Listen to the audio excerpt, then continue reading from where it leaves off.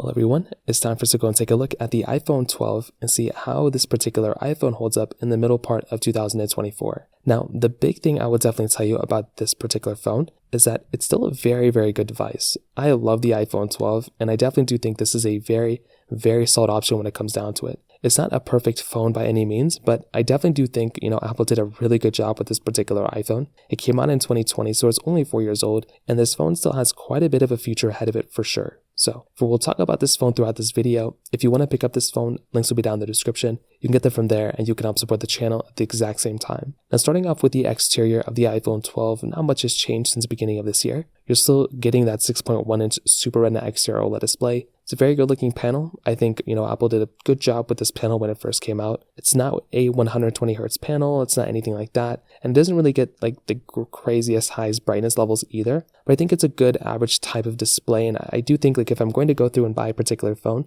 I think this is a decent option.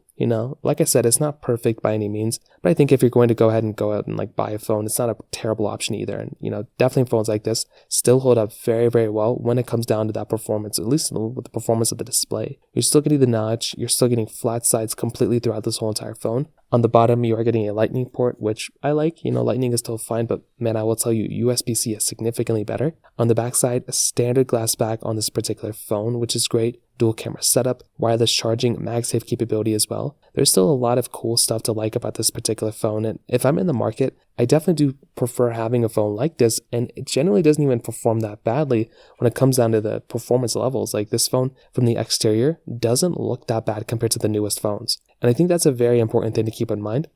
Because if you are going through and buying a phone, you probably don't want it to, be the oldest looking phone or oldest performing phone. And this thing is not going to be any of those things. And this thing looks more like an iPhone 15 than it looks like an iPhone 11 in my personal opinion. So from that side, that kind of covers it up there as well. Now on top of that, the other things of this phone is the software. The software of this particular device is one of those things that's a very important thing to keep in mind, because you probably want to go ahead and get a phone that's going to be supported with software for a long period of time. And this phone is still going to be supported with software for at least the next couple of years. I don't know for exactly how long this phone's going to be supported for, but I would probably say it's probably going to get like another 2 years of software updates, maybe 3. And I think that's going to be a very cool thing, that if you're going through and buying this type of phone, you're going to be getting a device that's still going to be lasting you in terms of the software side for at least a couple more years. And it's definitely going to be getting iOS 18. It might even get iOS 19 and 20.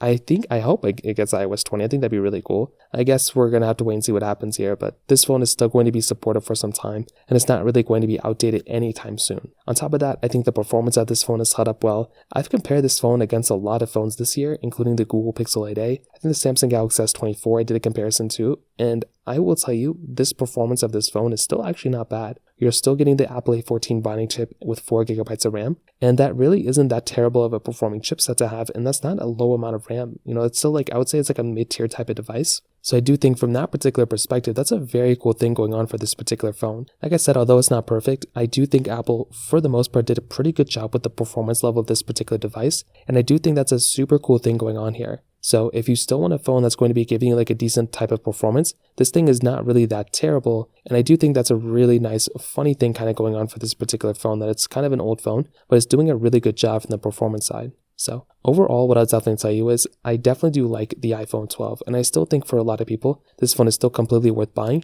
And I would probably recommend the average person to go ahead and buy a phone like this. Although it's not perfect, I do think it's still a very good device that I'd recommend the average person to go and buy. If you have more money, go for the iPhone 13, but this is a very decent mid-tier option for sure. So that kind of covers it up here for the most part. If you have any other thoughts or questions, let me know in the comment section below.